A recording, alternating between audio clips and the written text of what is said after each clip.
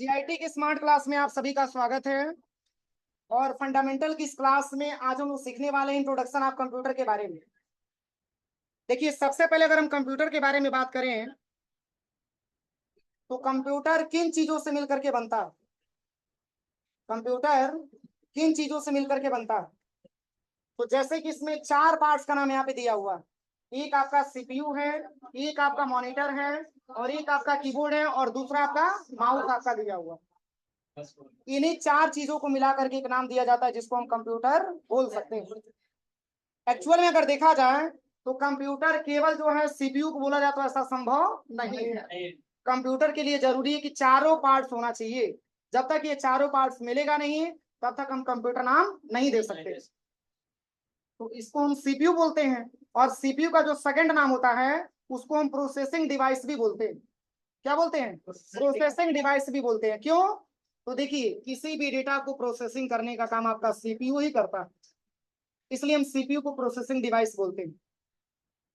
और आपको पता भी है कि सीपीयू में दो प्रकार के बटन पाए जाते हैं। एक आपका स्टार्ट बटन होता है, दूसरा आपका रीस्टार्ट बटन होता है। जैसे कि आप लैब में जाएंगे तो सबसे पहले कि सीपीयू को आपको स्टार्ट करना होता है, तो इसमें दो बटन आपको मिलेगा। एक बड़ा सा बटन होगा, एक छोटा सा। एक बड़े वाले बटन को हम बोलते हैं स्टार्ट बटन, और एक आपका क्या होता है? रीस्टार्ट। अगर आप पहली बार अगर आप सिस्टम पे बैठे हैं तो आपको सिस्टम को स्टार्ट करना होगा। इसके लिए आप सीपीयू को जैसे ही आप स्टार्ट बटन दबाएंगे तो आपके सीपीयू में एक ब्लू कलर का लाइट जलता हुआ दिखाई देगा, तो आपका सिस्टम क्या हो जाएगा? चालू हो जाएगा। इसके बाद से देखिए, तो इसको हम बोल सकते हैं कि प्रोसेसिंग डिवाइस होता है, क्योंकि किसी भी डेटा को प्रोसेस करने का काम आपका सीपीयू ही करता है। और सीपीयू का पूरा नाम होता है सेंट्रल प्रोसेसिंग यूनिट। अब चलिए, अब ये सीपीयू के बारे में मैंने आपको बता दिया। अब इसके बाद से आता है आपका मॉनिटर। तो मॉनिटर को बोला जाता है आउटपुट डिवाइस के नाम से। किस नाम से? आउटपुट डिवाइस के नाम से। क्योंकि किसी भी डेटा का रिजल्ट देखने के लिए आपको मॉनिटर की रिक्वायरमेंट होती है। आपने खूब बढ़िया, आपने कोई स्ट्रक्चर बनाया है, खूब बढ़िया आपने कोई डेटा तैयार किया है, उस चीज को बस कहने से नहीं हो पाएगा, उसको देखने के लिए एक मॉनिटर की रिक्वायरमेंट आपके अंदर आएगी। एक मॉनिटर पे ही आप उसको डिस्प्ले पे देख पाएंगे कि हमारा ये डेटा सही है कि गलत। तो ये डेटा का रिजल्ट आपका मॉनिटर दिखाने का काम करता है, इसलिए मॉनिटर को आउटपुट डिवाइस नाम दे सकते हैं। कोई दिक्कत किसी को? जैसे हमको फंडामेंटल की टॉपिक पढ़ाना था, तो मैंने अपनी माउस अपनी जो है सीपीयू को मैंने सीपीयू कर अपनी पेन ड्राइव को मैंने किस में लगाया? सीपीयू में लगाया। और सीपीयू में रखा हुआ डेटा मैंने ओपन किया, तो ये मॉनिटर के माध्यम से हम आसानी तरीके से आपको पढ़ाने का काम कर पा रहे हैं। लेकिन एक मॉनिटर के माध्यम से क्या ऐसा पॉसिबल है क्या कि सारे बच्चों को हम पढ़ा लें? इसके लिए प्रोजेक्टर का इस्तेमाल करते हैं कि फिगर को बड़े रूप में दिखाने का काम करेंगे। तो एक प्रकार का आउटपुट डिवाइस होता है। अभी क्लास में पढ़ने वाले पूरे बच्चों के अगर हिसाब से हम देखें, प्रोजेक्टर बंद कर दें और केवल मॉनिटर से ऐसा पॉसिबल है कि सारे बच्चों को पढ़ा पाएंगे? इसके लिए किसकी रिक्वायरमेंट आती है? प्रोजेक्टर की मतलब की रिक्वायरमेंट आती है। प्रोजेक्टर करता क्या है? तो छोटी सी चीजों को बड़े रूप में दिखाने का काम करता है। ये हमारा क्या होता है? प्रोजेक्टर होता है, जिसको हम आउटपुट डिवाइस बोल सकते हैं। और वैसे ही आपका आउटपुट डिवाइस क्या है? मॉनिटर है। अब चलिए, अगर हम कीबोर्ड के बारे में बात करें तो अभी तो मैंने आपको ये बताया कि सीपीयू में स्टार्ट बटन दबाएंगे तो हमारा सिस्टम चालू हो जाएगा। अब बताइए कि बगैर पासवर्ड डाले आपका सिस्टम काम करेगा? तो इसके लिए आपको जीआईटी पासवर्ड भी डालना पड़ेगा। उसके लिए आप क्या करेंगे? कीबोर्ड का इस्तेमाल करेंगे। कीबोर्ड से ही अगर आप जीआईटी पासवर्ड डालेंगे तो वो कीबोर्ड में जब जीआईटी आप टाइप करेंगे तो जीआईटी का इंफॉर्मेशन किसको मिलेगा? सीपीयू को मिलेगा। और सीपीयू को जब इंफॉर्मेशन मिलेगा तो हमारा सिस्टम प्रॉपर तरीके से स्टार्ट हो जाएगा, चालू हो जाएगा। अब चलिए, अब इसका क्या प्रयोग होता है? तो कीबोर्ड के अलावा कीबोर्ड को बोला जाता है इनपुट डिवाइस। इसके बाद से आपका माउस दिया हुआ है, और माउस को बोला जाता है पॉइंटिंग इनपुट डिवाइस। देखिए, दोनों में अंतर है। कीबोर्ड भी इनपुट डिवाइस है और माउस भी इनपुट डिवाइस है, लेकिन दोनों में अंतर क्या है कि उसमें पॉइंटिंग जोड़ दिया गया है, इसमें केवल इनपुट जोड़ दिया गया है। तो पॉइंटिंग इसलिए जोड़ा गया है क्योंकि कीबोर्ड में आपका एक पॉइंटर भी पाया जाता है। देखिए, यहाँ पे कीबोर्ड में आपको सॉरी माउस में आपका पॉइंटर दिख रहा है, इस माउस में आपका एक पॉइंटर भी जुड़ा हुआ दिखता है, और इसी पॉइंटर के जुड़े होने के कारण माउस को पॉइंटिंग इनपुट डिवाइस नाम दिया जाता है। माउस का काम भी इनपुट डिवाइस मतलब इनपुट कराना डेटा को, कीबोर्ड का भी काम है इनपुट कराना, लेकिन दोनों में अंतर क्या है? तो कीबोर्ड के माध्यम से हम टाइप करके अपना डेटा इनपुट कराते हैं, लेकिन वही माउस के माध्यम से हम क्लिक करके अपना डेटा इनपुट कराते हैं। कोई दिक्कत यहाँ तक किसी को? तो ये चार प्रकार के डिवाइस हमारे पास हैं। एक मैंने आपको सीपीयू के बारे में बताया, एक मैंने मॉनिटर के बारे में बताया, एक मैंने कीबोर्ड के बारे में बताया, और एक हमने माउस के बारे में बताया। जैसे कि एक छोटा सा एग्जांपल मैं आपको बताऊं, इसको हम और भी अच्छे तरीके से कैसे हम समझ सकते हैं, तो देखिए मैं बता रहा हूँ। देखिए, जैसे कि मान के चलिए, आपने एक मशीन देखा होगा जिसके माध्यम से गेहूं को पीसा जाता है, देखा ना ये मशीन। तो ऐसा स्ट्रक्चर कुछ होता है जिसमें हम गेहूं डालते हैं, ध्यान दीजिएगा। और एक मशीन होता है जो गेहूं को आटे में कन्वर्ट करने का काम करता है, ध्यान दीजिएगा।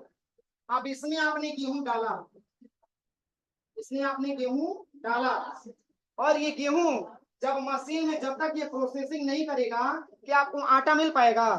ये आटा मिलने से पहले ये प्रोसेसिंग अपनी मशीन में करेगा, और जब तक ये प्रोसेसिंग करेगा नहीं तब तक आपको आटा की प्राप्ति नहीं हो सकती। तो ये एक प्रकार का मशीन होता है, और यही मशीन गेहूं को आटे में कन्वर्ट करने का काम करता है। मतलब कि हम बोल सकते हैं कि क्या करता है, प्रोसेसिंग, प्रोसेसिंग करता है। और तब जाकर के आप झोले में बोले में अपनी क्या करते हैं, आटा को आप रोकने का काम करते हैं। तो क्या इस आटा को हम रिजल्ट बोल सकते हैं? पर ये रिजल्ट कब मिला? जब प्रोसेसिंग हो गया तब मिला। तो सेम वैसे ही आपको मैंने आपको समझाया है कि सबसे पहले कि गेहूं को मान लीजिए कि आपने अपनी कंप्यूटर में इनपुट दिया, देन इसकी प्रोसेसिंग किसमें हुई, सीपीयू में हुई, और देन आपको रिजल्ट मिल गया किसमें, मॉनिटर पे आपको मिल गया।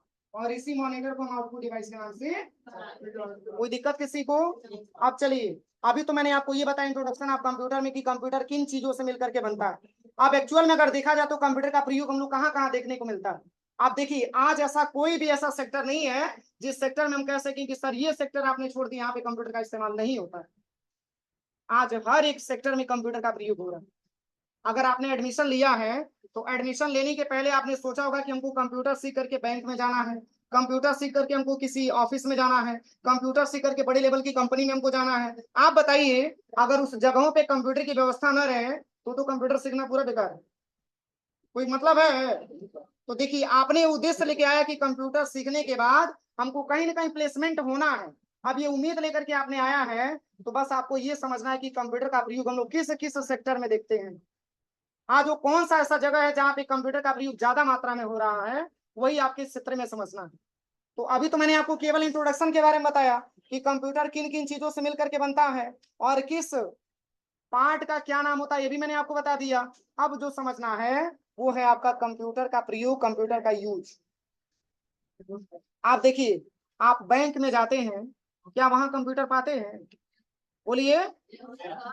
आप ऑफिस में जाते हैं, वहां पर भी कंप्यूटर आपको मिलता है। आप पासपोर्ट ऑफिस में जाते हैं, वहां पर भी कंप्यूटर मिलता है। सही है कि गलत है? रेलवे रिजर्वेशन में जाते हैं, वहां पर भी आपको कंप्यूटर मिलता है। आप मेडिकल कॉलेज में, मेडिकल स्टोर में, मेडिकल में चले जाइए कोई जांच वगैरह करवाने के लिए, तो वहां पर भी कंप्यूटर आपको मिलता है। आप स्कूल में चले जाएंगे, वहां पर भी कंप्यूटर आपको मिलता है। लेकिन कैसे और क्या प्रयोग होता है और क्यों मिलता है, तो यही सारे हम आज की क्लास में बताने वाले हैं। तो देखिए, सबसे पहले अगर हम यहाँ पे बात करें तो इसमें जो पहला जो पॉइंट आपका आता है, कंप्यूटर इन स्कूल।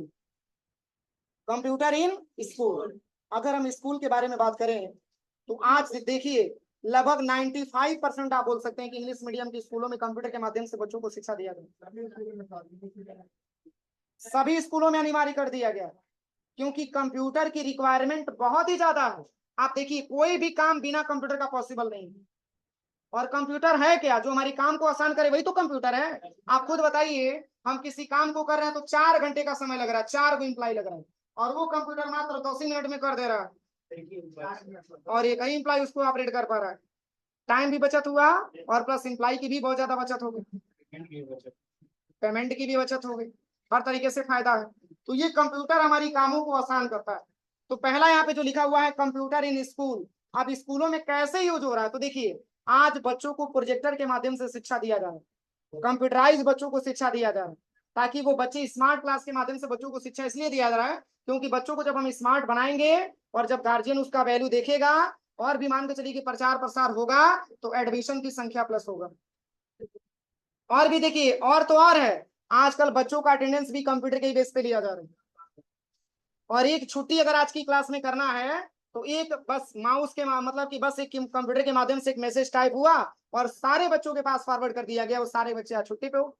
ये देन है तो किसकी, कंप्यूटर का ही। समझ में आ रहा है ना, बच्चों का फी पोस्टिंग लेकर के, बच्चों ने कितना फीस जमा किया, किसका रजिस्ट्रेशन कंप्लीट हुआ, किसका एडमिशन हुआ, ये सारी रिक्वायरमेंट के लिए स्कूलों में कंप्यूटर की इस्तेमाल ज्यादा मात्रा में किया जाता है।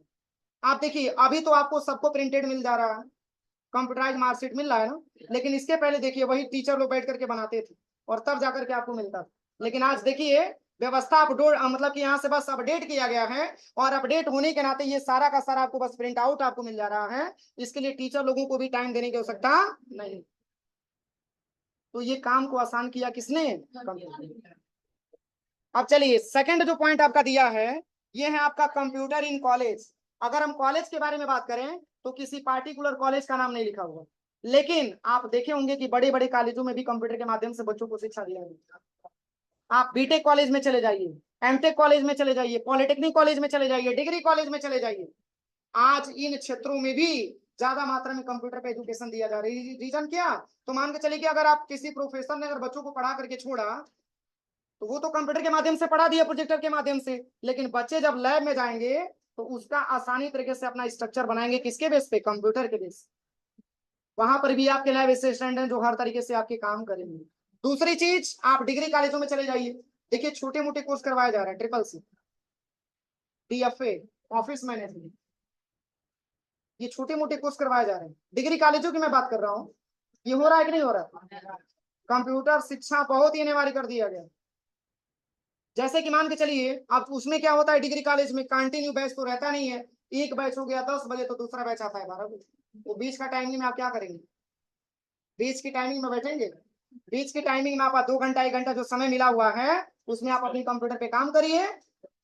समझ में आ रहा है ना? तो इसके लिए कॉलेजों में ज्यादा मात्रा में कंप्यूटर का इस्तेमाल किया जा रहा है। अब चलिए, अब इसके बाद से अगला जो पॉइंट आपका दिया है, ये है कंप्यूटर इन ऑफिस। अब देखिए ऑफिस में भी कई प्रकार के ऑफिस है, एक अपनी गायत्री इंस्टीट्यूट का भी तो ऑफिस बना हुआ है। अगर आपको एडमिशन कराना हो तो क्लास में नहीं जाएंगे, ऑफिस में ही जाएंगे। अगर आपको बैग लेना हो तो क्लास में ही जाएंगे, ऑफिस में ही जाएंगे। तो ऑफिस भी कई प्रकार का होता है। एक आपके सीए साहब का भी एक ऑफिस होता है, जिसमें चार्टर अकाउंटेंट बैठ करके अपने पूरे मतलब की एम्प्लॉइयों को लेकर के बहुत सारे बिजनेसमैन का जीएसटी भरवाने का काम करते हैं। ऐसे ही मान के चले कि बिजनेस का भी एक ऑफिस होता है जहाँ पे सारे बिजनेस, मतलब कि वहाँ पे बिजनेसमैन अपना पूरा बिजनेस को डील करने का काम करता है। एक बिजनेस में एक जो है ऑफिस होता है आपके ब्रांच मैनेजर का भी एक ऑफिस होता है। मैनेजर साहब बैठे हैं और कस्टमर वहां पे जाकर के अपनी प्रॉब्लम को सॉल्व करवाते हैं। तो ऑफिस भी कई प्रकार का होता है, लेकिन क्या ऑफिस के बारे में बात करें तो हर ऑफिस में काम एक ही जैसा होता है? सब अलग अलग है। एक जो सीए साहब हैं वो 10 एम्प्लॉइयों का 10 बिजनेसमैनों का उन्होंने जीएसटी भरने का ठेका लेकर के बैठ रखा है। अब बताइए एक अकेले चार्टर अकाउंटेंट क्या 10-12 लोगों का वो जीएसटी फाइल कर सकता है? कभी नहीं कर सकता है, जीएसटी रिटर्न नहीं भर सकता है। उसके लिए वही अपना एक केबिन तैयार करवाता है और उसमें कई सारे एम्प्लॉइयों को रखता है पेमेंट देकर के, ताकि हमारी काम को आसान हो सके। और वही बिजनेसमैन से पैसा लेकर के और सारे लोगों में डिवाइड कर देता है, बांट देता है, कुछ अपना भी इनकम कर लेता है। समझ में आ रहा है ना? आप बताइए अगर वो सारे एम्प्लॉइयों के पास अगर कंप्यूटर की व्यवस्था नहीं होती, अगर वो उतना सट आउट जल्दी से काम नहीं कर पाते, तो क्या उनका इनकम का स्रोत बढ़ता? समझ में आ रहा है ना?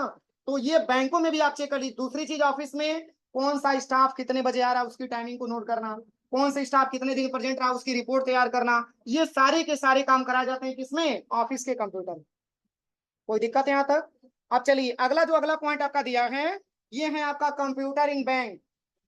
अभी मैंने बैंक का एग्जांपल दिया है, सोचिए अगर आज आपको जो है अपने खाते का अगर 5 साल पहले का भी बैंक से स्टेटमेंट आपको प्राप्त करना है, तो सोचिए अगर आपके बैंक में भीड़ नहीं है तो 5 से 7 मिनट रुकते हैं वो स्टेटमेंट आपके हाथ में आ जाएगा। बोलिए सही है कि गलत है? वो काम को आसान किसने किया? अगर कंप्यूटर नहीं होता और ये आपका सॉफ्टवेयर इतनी तगड़े तरीके से काम नहीं करता, तो आप ये समझिए कि आप आज स्टेट मांगे तो 10 दिन के बाद आपके हाथ में स्टेटमेंट। लेकिन आज क्या है, आपके अकाउंट से जितने भी पैसे डेबिट और क्रेडिट होते हैं आपके नंबर पे मैसेज आ जाता है। ये काम को आसान किसने किया? कंप्यूटर ने किया। आज देखिए खाता अगर आपको खुलवाना है तो बस केवल एक थंब लगता है, पूरा डेटा आपका चला आता है, उसमें आपको 32 पेज का फॉर्म नहीं भरना होता है। इसके पहले भी आप फॉर्म भरते थे, सोचिए पूरा जब तक आप फॉर्म भरेंगे नहीं, जब तक सिग्नेचर मैच करेगा नहीं, तब तक आपका अकाउंट खुलेगा नहीं। आज क्या है, बस आप आधार दीजिए और एक थंब लगाइए, कंप्यूटर में पूरा फॉर्म आपका भर के आ गया, प्रिंट आउट निकालिए, सिग्नेचर करिए और आपका अकाउंट ओपन, पैसा जमा करके घर दीजिए। ये काम को आसान किसने किया? कंप्यूटर ने किया। अब चलिए अगला जो पॉइंट आपका आता है, अगला पॉइंट यहाँ पे दिया हुआ है, ये है कंप्यूटर इन स्पेस रिसर्च। आपने अभी सुना होगा कि चंद्रयान का सफल परीक्षण किया गया, ठीक है ना। तो ये जो आपका, अगर हम बात करें स्पेस रिसर्च के बारे में, तो स्पेस का मतलब होता है अंतरिक्ष और रिसर्च का मतलब होता है खोज। आज अंतरिक्ष में जो भी वैज्ञानिक लोग आज रिसर्च सेंटर में अपना काम करते हैं, ये समझिए कि वो सारे साइंटिस्ट लोग ग्रुप में और सारे साइंटिस्ट लोग कंप्यूटर के बेस पे अपना सारा काम करने का काम करते हैं, ताकि जो हम मिशन आगे कंप्लीट करने वाले हैं वो मिशन हमारा सफल होगा कि नहीं होगा। इसके लिए सारे वैज्ञानिक बैठ करके और उसके बारे में कंप्यूटर में विचार विमर्श करते हैं कि क्या जो हम फाइनली जो प्रैक्टिकल करने वाले हैं ये संभव होगा कि नहीं। तो कंप्यूटर यहां तक भी सफल रहा कि आज स्पेस रिसर्च के सेंटरों में ज्यादा मात्रा में इसका प्रयोग किया। आपने देखा होगा जब लॉन्चिंग किया गया था तो उसकी मॉनिटरिंग किया जा रहा था, कैसे? कंप्यूटर के माध्यम से मॉनिटरिंग किया जा रहा था। तो मिशन कहां तक कंप्लीट हुआ? बोलिए सही है कि गलत है? ये सब आपको पता ही होगा, ठीक है ना।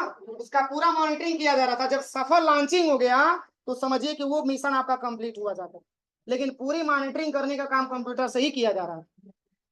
तो इस आधार पे हम बोल सकते हैं कि कंप्यूटर का प्रयोग स्पेस रिसर्च में भी ज्यादा मात्रा में देखने को मिलता है। अब चलिए अगला जो पॉइंट आपका दिया है, ये है कंप्यूटर इन मेडिकल। अब बताइए, अगर मेडिकल के बारे में बात करें तो मेडिकल के बारे में आपको पता ही है कि बहुत सारी जांचें मेडिकल में करवाते हैं। एक्सरे कराना हुआ, अल्ट्रासाउंड करवाना हुआ, सीटी स्कैन कराना हुआ, समझ में आ रहा है ना। या फिर मान के चलिए कि बहुत सारी ऐसी जांचें होती हैं, ब्लड जांच करवाना हुआ, पूरे शरीर की जांच करवाना हुआ, इसके लिए हम मेडिकल में जाते हैं। क्या इसके पहले जांच नहीं होती थी?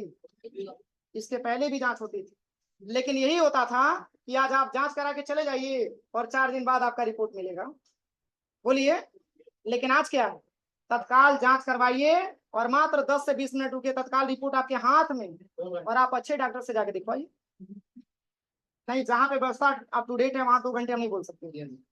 समझ में आ रहा है ना। लेकिन पहले क्या होता था, अब मान के चलिए कि किसी को रिपोर्ट आज ही चाहिए, अब वो 1 दिन बाद रिपोर्ट मिलेगा, तब तक पता ये चलता था कि तब तक वो पेशेंट पहले ही चल बसा। लेकिन आज देखिए, आज तत्काल आपने जांच करवाया और तत्काल आपको रिपोर्ट मिल जा रहा है। इससे फायदा आपके लिए ये है कि जो आप अगर रिपोर्ट मिल जाएगा तो उसके आधार पर ये फाइनली आप अच्छे डॉक्टर से दिखा करके अपनी दवा आप ले सकते हैं। तो ये काम को आसान किसने किया? कंप्यूटर ने। आप सीटी स्कैन का मशीन कितने लोग देखा है? CT scan, CT scan machine ये क्या है? पूरा हाथ ऊपर करिए। सीटी स्कैन का मशीन में आपने देखा होगा, सीटी स्कैन का मशीन जैसे कि आपका प्रोजेक्टर लगा है ना, सेम वैसे ही सीटी स्कैन होता है। और पूरे रूम में एसी रहता है, पूरा वो रूम एकदम ठंडा रहता है, क्योंकि उसके हिसाब से टेम्परेचर देना होता है।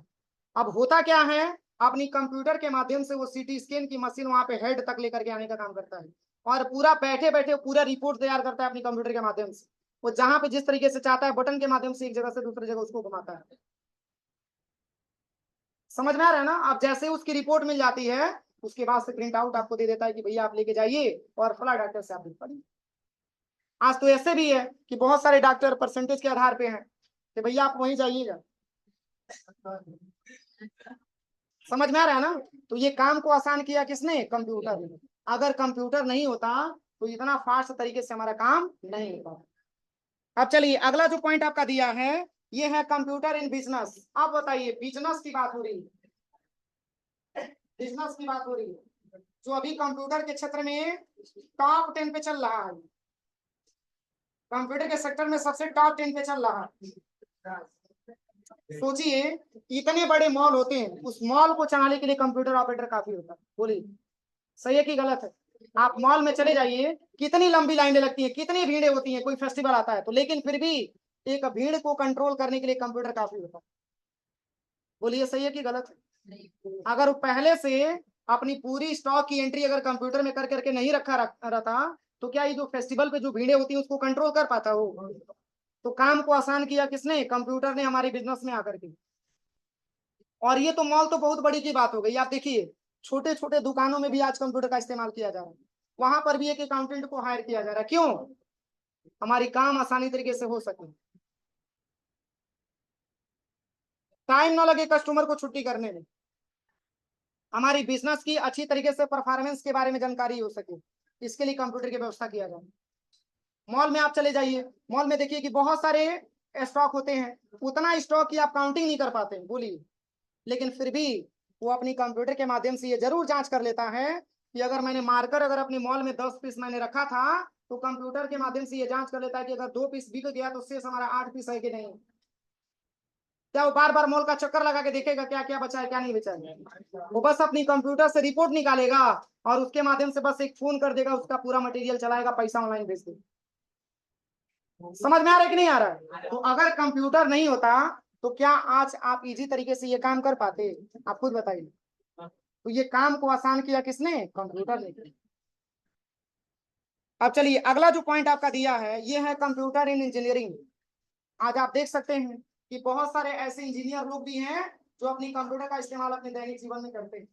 अब इंजीनियर भी कई प्रकार के होते हैं, मैकेनिकल इंजीनियर हो गए, आपके हार्डवेयर इंजीनियर हो गए, सॉफ्टवेयर इंजीनियर हो गए।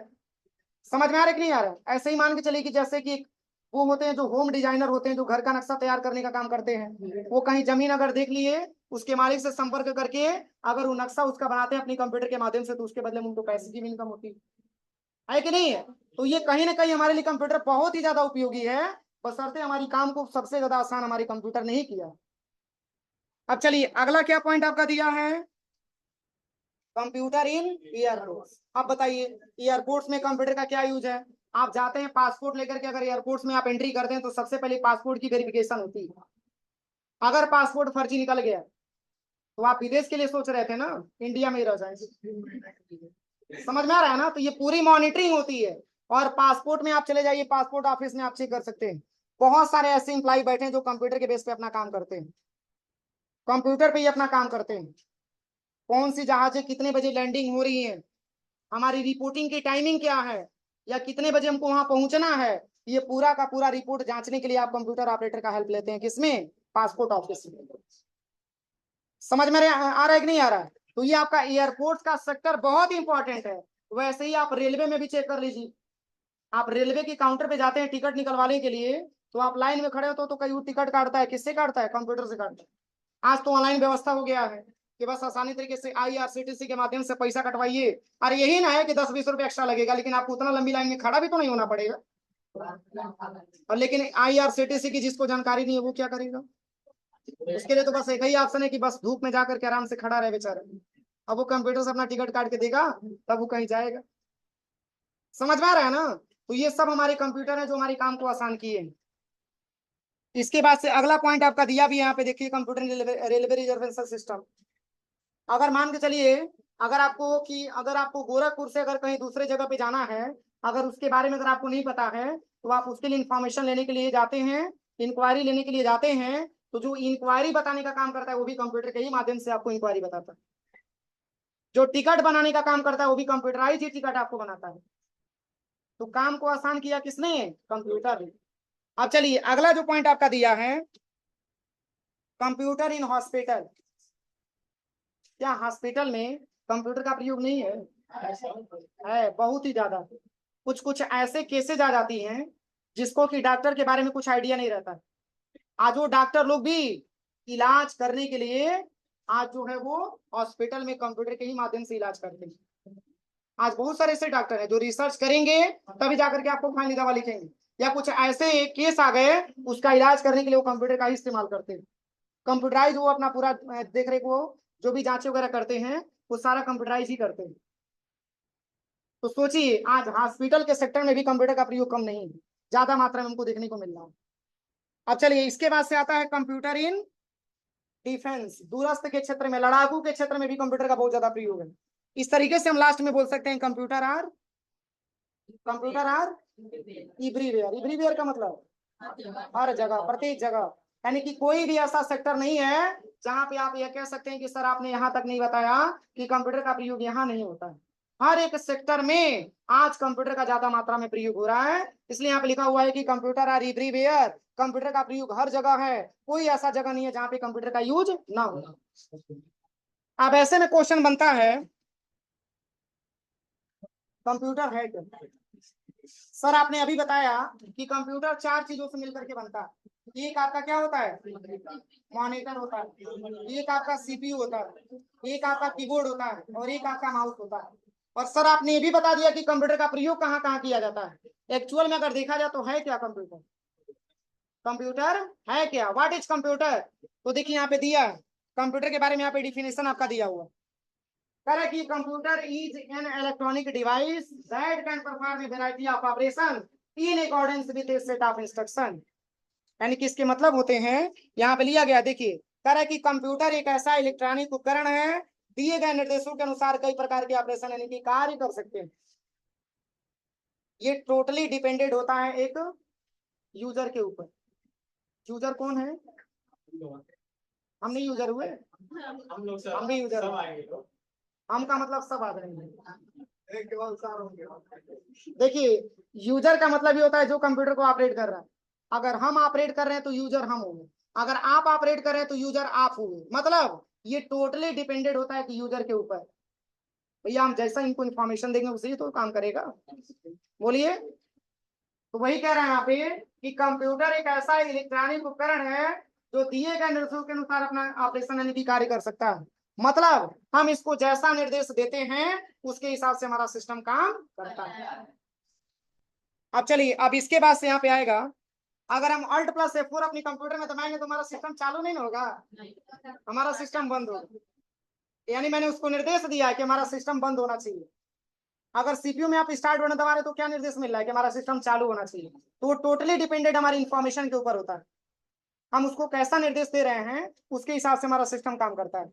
अब चलिए यहाँ पे एक और आपका आ गया, देखिए कह रहा है कि computer is advance electronic device that takes raw data as input from user and process this data under the control of set of instruction called program and give the result output and save output for the future use.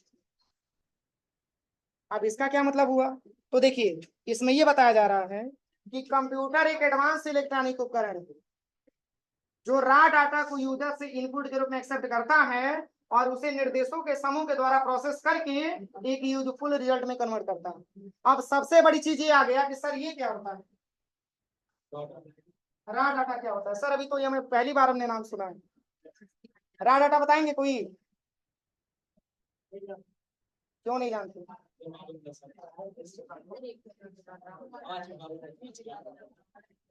Raw data जैसे मान के चलिए एक bag आपने देखा है ना, bag, इस बैग को बनाने के लिए क्या क्या लगता है, उसमें बैग के लिए धागा लगाया जाता है। फिर सो रहे हो तुम किस दुनिया में खोए हो, इससे आम जाओ मुंह धो के आ जाओ।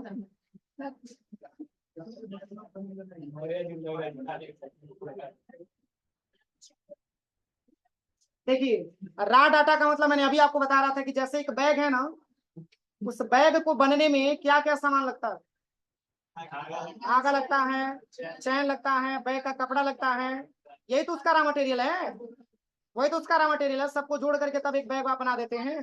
केवल किसी भी कपड़े को हम बैग नहीं बोल सकते हैं, केवल चैन को हम बैग नहीं बोल सकते हैं। इसके लिए जरूरी है कि पूरा मटेरियल मिलेगा, जब उसको मतलब सही तरीके से किया जाएगा तब आप उसको आप डेटा बोल सकते हैं, परिपक्व डेटा होता है।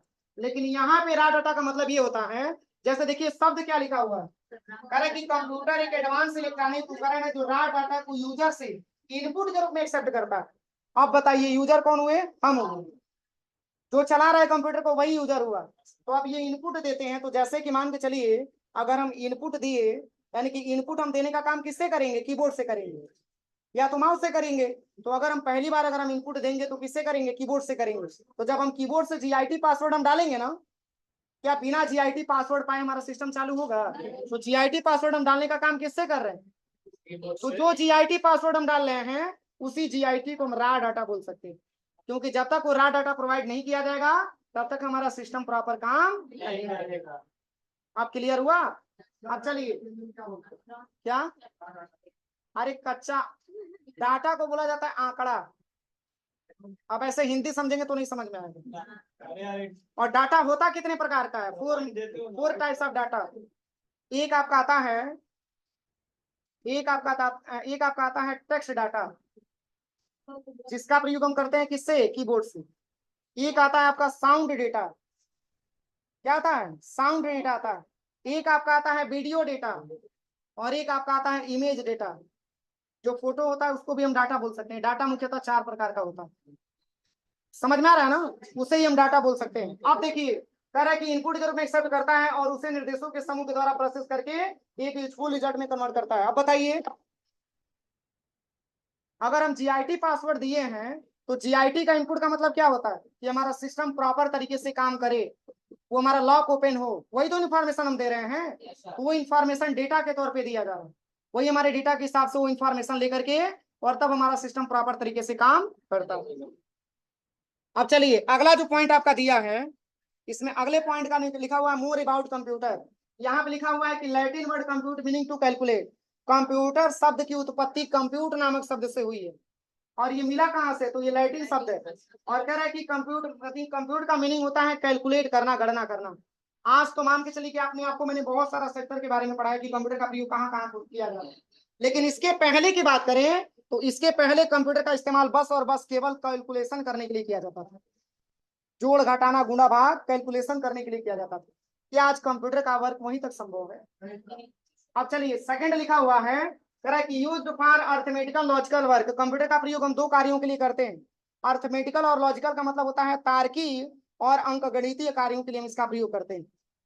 और फिर लिखा हुआ है कि use as storage device. Computer का प्रयोग डेटा को स्टोर करने के लिए भी करते हैं। और फिर यहाँ पे लिखा हुआ है computer is combination of hardware software. हमारी कंप्यूटर 2 प्रकार की कॉम्बिनेशन से मिलकर के बनता है। एक हमारा हार्डवेयर होता है, दूसरा हमारा सॉफ्टवेयर होता है। तो हार्डवेयर क्या होता है, सॉफ्टवेयर क्या होता है, तो कंप्यूटर के भी सभी पार्ट्स, कंप्यूटर के भी सभी पार्ट्स जिसको हम देख सकते हैं और छू सकते हैं और एक स्थान से दूसरे स्थान पे लेके जा सकते हैं, ऐसे पार्ट्स को कंप्यूटर का हार्डवेयर नाम दिया गया है। और सॉफ्टवेयर क्या होता है, तो सॉफ्टवेयर उन प्रोग्रामों को कहा जाता है जिनको हम हार्डवेयर पर चलाते हैं, देख सकते हैं, उसे हम देख सकते हैं लेकिन छू नहीं सकते। सॉफ्टवेयर एक मतलब कि सॉफ्टवेयर उस प्रोग्राम को कहा जाता है जिनको हम हार्डवेयर पर चलाते हैं। अगर आप सॉफ्टवेयर भी इंस्टॉल करेंगे तो उसके लिए सीपीयू चाहिए, लैपटॉप चाहिए, तो क्या लैपटॉप हार्डवेयर नहीं आएगा। अब चलिए, इसके बाद से क्या लिखा हुआ है कि computer convert raw data to useful facts information. यानी कि जो हम कंप्यूटर में जो हम डेटा देते हैं वो हमारा कंप्यूटर कन्वर्ट का मतलब होता है चेंज करता है, बदलता है। और किसमें, यूजफुल फैक्ट्स में। जो भी हम डेटा देते हैं उसको यूजफुल फैक्ट्स में, इंफॉर्मेशन में बदलने का काम करता है। और फिर यहाँ पे लिखा हुआ है टेकिंग इनपुट, क्या लेता है, इनपुट लेता है, देन इसकी प्रोसेसिंग करता है, और लास्ट में आपको आउटपुट के रूप में रिजल्ट देता है। यहाँ तक कोई दिक्कत किसी को। अब चलिए, अब इसके बाद से जो ऑप्शन आपका दिया है ये है फुल फॉर्म ऑफ कंप्यूटर। जैसे कि आपको पता है कि कंप्यूटर शब्द जो बना हुआ है वो हर एक मतलब कि लेटर का कुछ महत्व है, अक्षर का उसका कुछ अर्थ है। तो जैसे कि सी का मतलब होता है कॉमनली, और कॉमनली का मतलब होता है सामान्य रूप से, और ओ का मतलब होता है ऑपरेटिंग, और ऑपरेटिंग को बोल सकते हैं चलाने योग्य। और यम का मतलब होता है मशीन, और मशीन का मतलब होता है उपकरण। इसके बाद से आता है पी, और पी का मतलब होता है पार्टिकुलर, विशेष रूप से। इसके बाद से क्या आएगा, यू आएगा, यू का मतलब होता है यूज्ड फॉर, प्रयोग के लिए। अब इसके बाद से आता है टी, और टी का मतलब होता है टेक्निकल। अब इसके बाद से आता है ई, और ई का मतलब होता है एजुकेशन, शिक्षा। और आर का मतलब होता है रिसर्च, यानी कि। अब देखिए, इन्हीं सबसे मिला करके हमारी कंप्यूटर की इंट्रोडक्शन भी तैयार हो सकती है। अब कैसे इंट्रोडक्शन इसका बोलेंगे, तो देखिए यहाँ पे लिखा हुआ है सबसे पहले, देखिए यहाँ पे सी का मतलब कॉमनली, ओ का मतलब ऑपरेटिंग, एम का मतलब मशीन, पी का मतलब पार्टिकुलर, यू का मतलब यूज्ड फॉर, टी का मतलब टेक्निकल, ई का मतलब एजुकेशन, और आर का मतलब। इसकी इंट्रोडक्शन हम कैसे बोलेंगे, तो computer is commonly operating machine. Computer is commonly operating machine which is particular used for technical education and research. Computer is commonly operating machine which is particular used for technical education and research. आपने sector तो बहुत ज्यादा देखा है लेकिन ये sector सबसे महत्वपूर्ण है, ये सेक्टर सबसे महत्वपूर्ण है। कंप्यूटर का प्रयोग मैंने बताया है ना, ये सेक्टर सबसे महत्वपूर्ण है कंप्यूटर डिपार्टमेंट के लिए। अगर हम इसको हिंदी में बोले तो हम बोल सकते हैं कि कंप्यूटर सामान्य रूप से चलाने योग्य एक ऐसा उपकरण है जिसका प्रयोग विशेष रूप से तकनीकी शिक्षा एवं शोध के क्षेत्रों में किया जाता है। बस आज के लिए इतना ही, शेष हम लोग अगले क्लास में।